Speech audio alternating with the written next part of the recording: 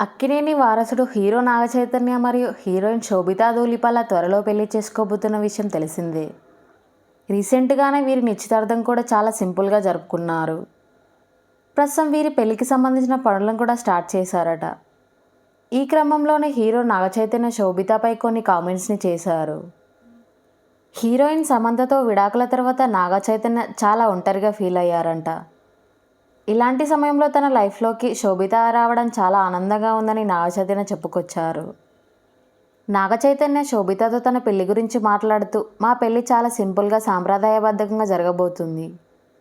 పెళ్లికి సంబంధించి అన్ని పనులు స్టార్ట్ అయ్యాయి. గెస్ట్ లిస్ట్, పెళ్లికి సంబంధించిన అన్ని విషయాలను ఇద్దరం కలిసి డిసైడ్ చేస్తున్నాం. హైదరాబాద్లోని అన్నపూర్ణ స్టూడియోస్లోని తాతగారి విగ్రహం ఎదురుగా మా పెళ్లి జరగబోతుంది. శోభితతో కొత్త లైఫ్ని స్టార్ట్ చేసేందుకు చాలా హ్యాపీగా ఉందని నాగచైతన్య చెప్పుకొచ్చారు.